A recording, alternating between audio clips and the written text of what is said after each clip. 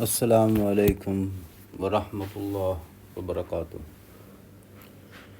صحرائے طیٰ میں 40 سالہ قید کے دوران سیدنا موسیٰ اور ان کے بھائی سیدنا ہارون وفات پا چکے تھے۔ قید کے خاتمے پر اللہ نے سیدنا موسیٰ کے خادم خاص سیدنا یوشع کو حکم دیا کہ بنی اسرائیل کو لے کر جائیں اور جہاد کر کے اپنے آباء و اجداد کی سرزمین کو کفار سے آزاد کرائیں۔ سیدنا یوشع بنی اسرائیل کے 12 قبائل کے 6 لاکھ سے زیادہ افراد کو لے کر جہاد کے لیے نکلے۔ اللہ نے شاندار کامیابی عطا فرمائی۔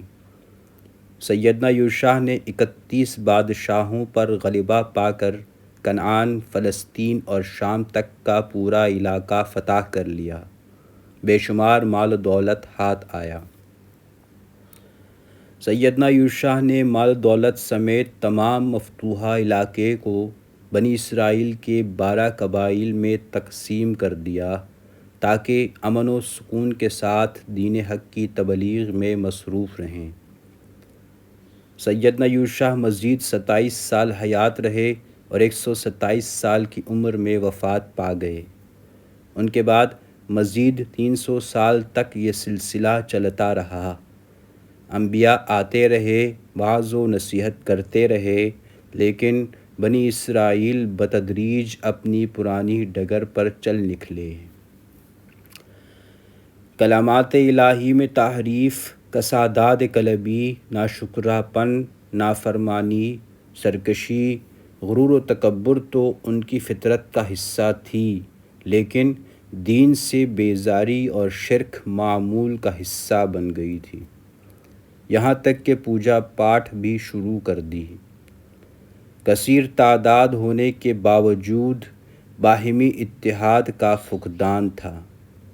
ہمسائے کے قبائل اکثر ان پر حملہ آور ہو جاتے، کبھی عمالقہ چل دوڑتے، کبھی فلسطینی تو کبھی آرامی۔ بحوالہ قصص القرآن 2/457۔ ان کی مسلسل نافرمانیوں کا نتیجہ یہ نکلا کہ اللہ نے ان کے دشمنوں کو ان پر مسلط کر دیا۔ غزہ کے لوگ حملہ آور ہوئے اور ان کا متبرک صندوق تابوت سکینہ چھین کر لے گئے، جس میں تورات کا اصل نسخہ، سیدنا موسیٰ و ہارون کے پیرہن و عصا اور من کا مرتبان محفوظ تھے۔ مصر و فلسطین کے درمیان بحر روم کے کناروں پر آباد قوم عمالقہ کے ظالم و جابر بادشاہ جالوت نے ان کے علاقوں پر قبضہ کر کے ان کے سرداروں اور نامور لوگوں کو قید کر لیا۔ باقیوں کو مقہور و مغلوب کر کے ان پر خراج مقرر کر دیا اور تورات کو ضائع کر دیا۔ بنی اسرائیل کے لیے یہ بڑا نازک وقت تھا۔ نبوت کا سلسلہ بھی منقطع ہو چکا تھا۔ قوم میں نہ کوئی نبی تھا اور نہ ہی کوئی سردار۔ بالآخر بعض نیک لوگوں کی دعاؤں سے شموئیل سیدنا نبی پیدا ہوئے، جنہوں نے دعوت و تبلیغ کا کام شروع کیا، جس سے ان کے اندر کچھ غیرت ایمانی بیدار ہوئی۔ یہ سیدنا شموئیل کے پاس آئے اور بادشاہ مقرر کرنے کی درخواست کی۔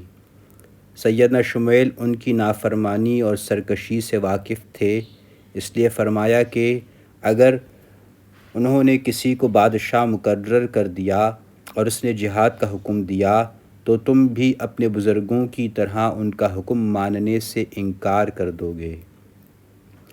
انہوں نے کہا کہ بھلا وہ اللہ کی راہ میں جہاد کیوں نہیں کریں گے؟ وہ تو اپنے گھروں سے اجاڑے گئے ہیں، بچوں سے دور کر دیے گئے ہیں۔ اگر بادشاہ نے جہاد کا حکم دیا تو وہ دشمن کا ڈٹ کر مقابلہ کریں گے۔ ترجمہ بحوالہ سورۃ البقرہ، ترجمہ آیا 246۔ بنی اسرائیل کے اصرار پر سیدنا شموئیل نے دعا کی، اللہ نے ان کی دعا قبول فرمائی۔ ارشاد باری کا ترجمہ ہے کہ اور انہیں ان کے نبی نے فرمایا کہ اللہ نے طالوت کو تمہارا بادشاہ بنا دیا ہے۔ یہ سن کر وہ بولے کہ بھلا اس کی ان پر حکومت کیسے ہو سکتی ہے؟ ان سے تو بہت زیادہ بادشاہت کے حقدار وہ ہیں اور اس کے پاس تو بہت سی دولت بھی نہیں ہے۔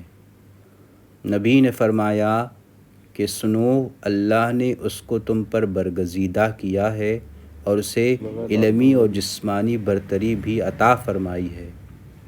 بات یہ ہے کہ اللہ جسے چاہے اپنا ملک دے، اللہ کشادگی والا اور علم والا ہے۔ بحوالہ سورۃ البقرہ آیہ 247۔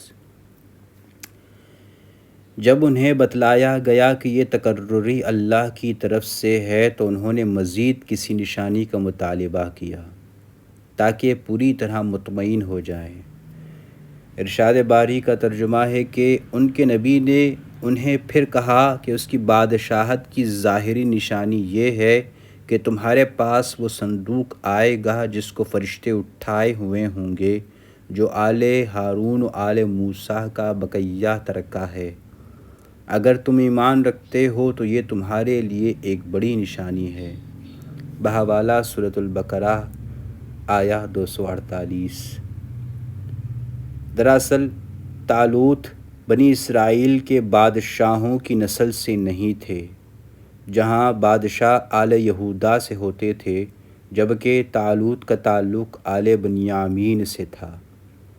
وہ نہایت غریب اور ایک عام فوجی تھے۔ کچھ نے لکھا کہ وہ سکا تھے۔ بحوالہ قصص ابن کثیر صفحہ 531۔ بادشاہ بننے کے بعد طالوت نے قوم عمالقہ کے ظالم و جابر بادشاہ جالوت سے جنگ کا اعلان کر دیا، لیکن آپ بنی اسرائیل کے قول و فعل کے تضاد سے واقف تھے، چنانچہ انہوں نے قوم کی ثابت قدمی کو آزمانے کا فیصلہ کیا۔ ارشاد باری کا ترجمہ ہے کہ جب طالوت لشکروں کو لے کر نکلے تو کہا، سنو، اللہ تمہیں ایک نہر سے آزمانے والا ہے، جس نے اس میں سے پانی پی لیا وہ ان کا نہیں، اور جو اسے نہ چکھے وہ ان کا ہے۔ ہاں، یہ اور بات ہے کہ اپنے ہاتھ سے ایک چلو بھر لے، لیکن سوائے چند کے باقی سب نے پانی پی لیا۔ پھر جب طالوت مومنین سمیت نہر سے گزر گئے تو وہ لوگ کہنے لگے کہ آج تو ان میں طاقت نہیں ہے کہ جالوت اور اس کے لشکروں سے لڑیں۔ بحوالہ سورۃ البقرہ آیہ 249۔ مفسرین نے لکھا ہے کہ طالوت کے ساتھ صرف 310 افراد رہ گئے جو جہاد کے لیے آگے گئے، جبکہ باقی سب جنگ کے خوف سے واپس پلٹ گئے۔ براء ابن عازب رضی اللہ عنہ سے مروی ہے کہ آپ رسول اللہ صلی اللہ علیہ وسلم کے ساتھ تھے اور گفتگو کر رہے تھے کہ بدری صحابہ کرام رضوان اللہ علیہم اجمعین کی تعداد بھی اصحاب طالوت کے برابر ہے، یعنی 310 سے کچھ زیادہ، جنہوں نے آپ کے ساتھ نہر فلسطین پار کی تھی۔ بحوالہ صحیح بخاری 3958 3959۔ مجاہدین کا لشکر میدان جنگ میں صف آرا تھا۔ سامنے جدید اسلحہ سے لیس ہزاروں کی تعداد میں قوم عمالقہ کے جنگجو تھے، جبکہ مقابلے میں مٹھی بھر مجاہدین۔ اس سے پہلے کہ یہ اہل ایمان کسی احساس کمتری کا شکار ہوتے، اللہ نے وحی نازل فرمائی، جس کا ترجمہ ہے کہ جو اللہ کی ملاقات پر یقین رکھتے ہیں تو بسا اوقات چھوٹی اور تھوڑی سی جماعتیں اللہ کے حکم سے بڑی جماعتوں پر غلبہ پا لیتی ہیں، اور اللہ صبر والوں کے ساتھ ہے۔ بحوالہ سورۃ البقرہ آیہ 249۔ دشمن فوج کا سفاک بادشاہ اور سپہ سالار جالوت ایک دیو ہیکل شخص تھا، جس نے اپنے بھاری بھرکم اور قد آور جسم کو لوہے کی ذرہ میں چھپایا ہوا تھا۔ غرور و تکبر سے مغلوب، طاقت کے نشے میں چور، یہ مٹھی بر مجاہدین کو للکارتا ہوا آگے بڑھا۔ اس کی ہیبت اور رعب و جلال کا یہ عالم تھا کہ وقتی طور پر کسی مجاہد میں آگے بڑھنے کی ہمت نہ تھی۔ ایسے میں طالوت اور ان کے لشکر نے نہایت عاجزی و انکساری کے ساتھ بارگاہ خداوندی میں دعا کی کہ اے ہمارے رب، ہمیں صبر دے، ثابت قدمی دے اور قوم کفار کے مقابلے میں ہماری مدد فرما۔ بحوالہ سورۃ البقرہ آیا 250 ترجمہ۔ بنی اسرائیل کے اس لشکر میں ایک نوجوان بھی تھا جو بظاہر نہ تو کوئی نمایاں شخصیت کا مالک تھا اور نہ ہی شجاعت و بہادری میں اس کی شہرت تھی۔ اپنے والد کے 13 بیٹوں میں سب سے چھوٹا تھا۔ اسے گھر والوں نے میدان جنگ کے حالات کا جائزہ لینے کے لیے بھیجا تھا، لیکن جب سیدنا داؤد نے جالوت کا شجاعانہ مبارزہ طلبی اور اسرائیلیوں کے پس و پیش کو دیکھا تو ان سے رہا نہ گیا اور طالوت سے آگے جانے کی اجازت چاہی۔ طالوت نے کہا کہ ابھی تم ناتجربہ کار لڑکے ہو، اس کا مقابلہ نہیں کر سکتے، مگر جب سیدنا داؤد کا اصرار زیادہ بڑھا تو طالوت کو اجازت دینی پڑی۔ سیدنا داؤد نہایت برک رفتاری سے آگے بڑھے اور جالوت کو للکارا۔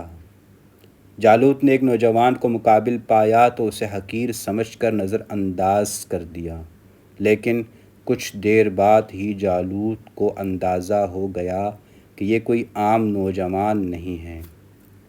دونوں ایک دوسرے کے ساتھ نبرد آزما تھے اور کوئی عجب نہ تھا کہ جالوت سیدنا داؤد کو قتل کر ڈالتا۔